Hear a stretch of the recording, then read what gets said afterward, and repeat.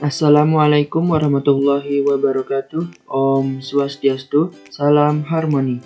Perkenalkan, nama saya Muhammad Hendra Firdaus dengan NIM 20110210116 dari Program Studi Teknologi Pendidikan Universitas Pendidikan Ganesha.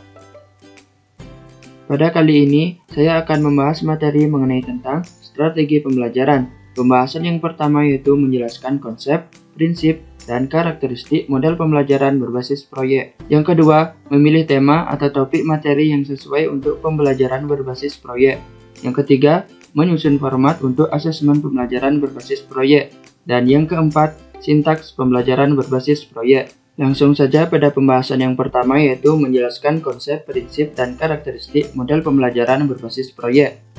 Pada bagian pertama yaitu bagian konsep, di mana menurut Pie tahun 1999 dalam Trianto tahun 2014, Project Based Learning adalah model pembelajaran yang melibatkan siswa dalam kegiatan pemecahan masalah dan memberi peluang siswa bekerja secara otonom, mengkonstruksi belajar mereka sendiri, dan puncaknya menghasilkan produk karya siswa bernilai realistik. Kemudian, adapun bagian prinsip-prinsipnya, di mana menurut Thomas pembelajaran berbasis proyek memiliki beberapa prinsip dalam penerapannya, yaitu yang pertama, sentralistis, di mana model pembelajaran ini merupakan pusat dari strategi pembelajaran karena siswa mempelajari konsep utama dari suatu pengetahuan melalui kerja proyek. Kemudian, yang kedua yaitu pertanyaan penuntun, di mana pekerjaan proyek yang dilakukan oleh siswa bersumber pada pertanyaan atau persoalan yang menuntun siswa untuk menemukan konsep mengenai bidang tertentu. Kemudian, yang ketiga yaitu investigasi konstruktif, di mana pembelajaran berbasis proyek terjadi proses investigasi yang dilakukan oleh siswa untuk merumuskan pengetahuan yang dibutuhkan untuk mengerjakan proyek. Kemudian, yang keempat yaitu otonomi, di mana pembelajaran berbasis proyek siswa diberikan kebebasan atau otonomi untuk menentukan target sendiri dan bertanggung jawab terhadap apa yang dikerjakan. Guru berperan sebagai motivator dan fasilitator untuk mendukung keberhasilan siswa dalam belajar. Kemudian, yang kelima yaitu realistis, di mana proyek yang dikerjakan oleh siswa merupakan pekerjaan nyata yang sesuai dengan kenyataan di lapangan kerja atau di masyarakat.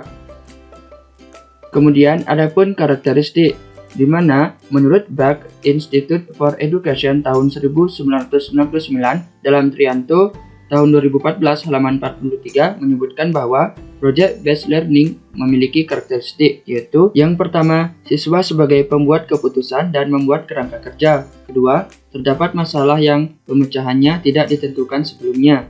Ketiga, siswa sebagai perancang proses untuk mencapai hasil. Keempat, siswa bertanggung jawab untuk mendapatkan dan mengelola informasi yang dikumpulkan. 5. Melakukan evaluasi secara kontinu. Keenam, siswa secara teratur melihat kembali apa yang mereka kerjakan. 7. Hasil akhir berupa produk dan dievaluasi kualitasnya. Dan yang kedelapan, kelas memiliki atmosfer yang memberi toleransi, kesalahan, dan perubahan.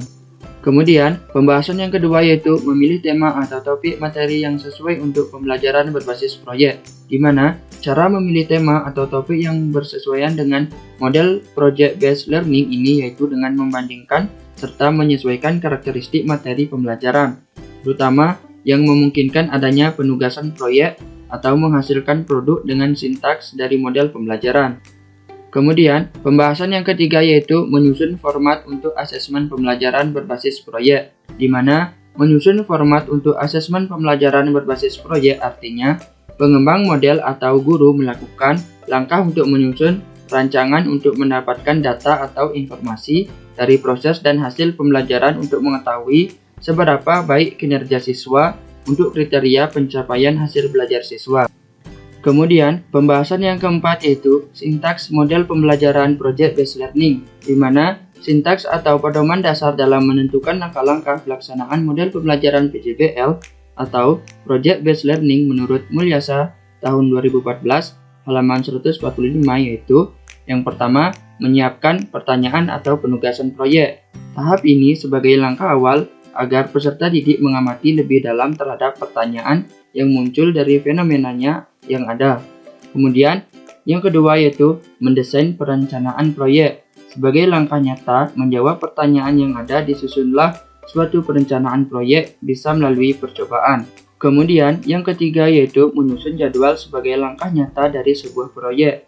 Penjadwalan sangat penting agar proyek yang dikerjakan sesuai dengan waktu yang tersedia dan sesuai dengan target. Dan yang keempat yaitu memonitor kegiatan dan perkembangan proyek. Peserta didik mengevaluasi proyek yang sedang dikerjakan. Sekian yang dapat saya sampaikan. Apabila ada kata-kata yang salah, mohon untuk dimaafkan. Sekian dan terima kasih. Wassalamualaikum warahmatullahi wabarakatuh. Om Santi, Santi, Santi, Om. Salam harmoni.